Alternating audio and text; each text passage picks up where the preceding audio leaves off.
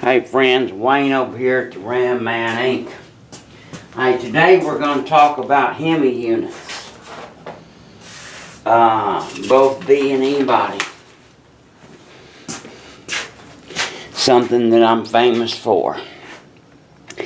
The Hemi unit consisted of a complete power unit. The booster, the bracket assembly, and the master cylinder. These parts are unique. The booster won't fit a normal firewall or plate. It only fits the brackets, so it's no good without the brackets, and yada yada yada.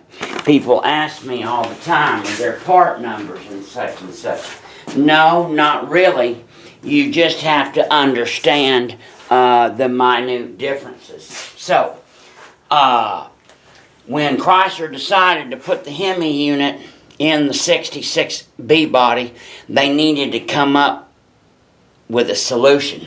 The solution was to raise the Hemi booster up and clear the valve cover. They didn't go to a smaller booster. I get these emails all the time. I need a small Hemi booster. No, that's not what they did. The tandem Bendix booster, the most powerful booster at the time, was introduced on the 1962 Imperials. The Imperials always got the top of the line, and that was the test bed.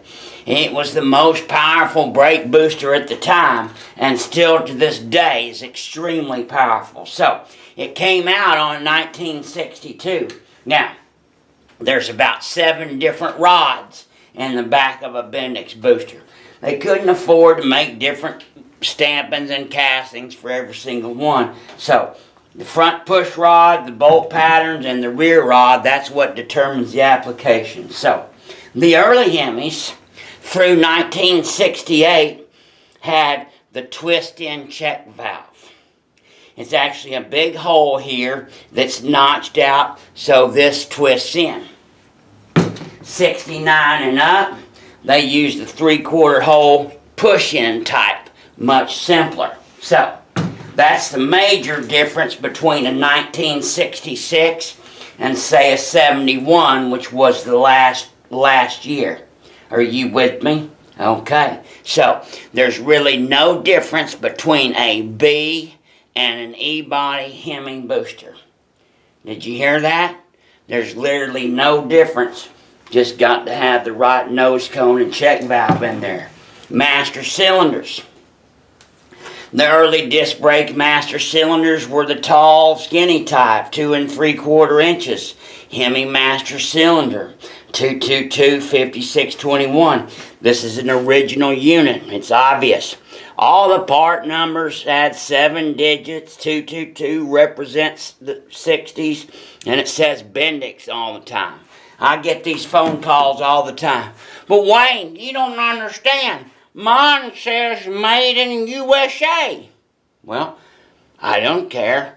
It's still an aftermarket cheapie from the auto parts store from the 70s, 80s, or 90s. I don't care what it says. So,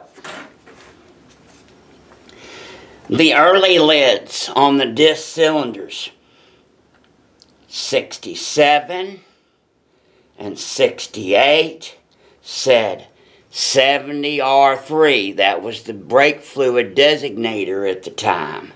69 and 70, 71, said J1703. So, old Bruce up here in Kansas, yeah, he's got him a 67 Hemi Gedix.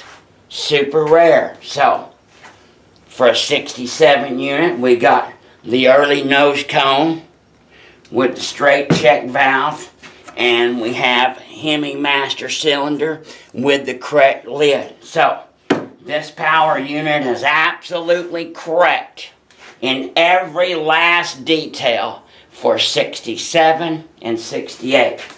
Now we're going to move on to a 70.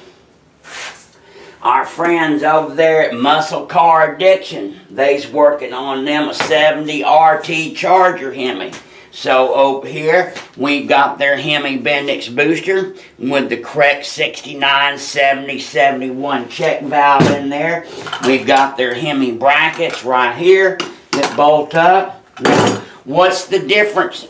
We come to a little difference. Now, the E-body dash was set back about an inch farther than the B-body. So, the only difference between Hemi booster brackets, E-bodies, and B-bodies is one component, the pedal link. The pedal link on an E-body is 1 inch longer. The pedal link on an E-body is approximately 1 inch longer. Quiz of the day, what is this one? Answer, B-body pedal link, because we're putting together the brackets for this unit. Then we jump over. Now, what was really correct for the 70 Hemi units as far as master cylinder? Well, on the B-bodies, the early cars used the regular Hemi unit until they ran out. And when they ran out, they jumped to the classic, true, fabled 9191. This right here is one of the most expensive master cylinders in the world. It probably is. 9191. In 70, Chrysler went to a lower profile and a wider cross section, approximately 3 inches. And of course on here we have the J1703 lid, which is absolutely correct. Some of these NOS units, these were cast and they were made in Canada, and some of them still have the stamp writing on there, stamping. So, these are very expensive. They're approximately $1,000. And so what we're doing is we're sending off a B-body master cylinder, regular one, to complement the power unit. So, there we go, my friends. There is your PhD class on Hemi power brake units. I hope I didn't leave anything out. As you can see, it takes a little bit of work and there's a little bit involved. It's not one or two pieces. It just ain't so. God bless you. God bless America. And happy Moparing. Bye.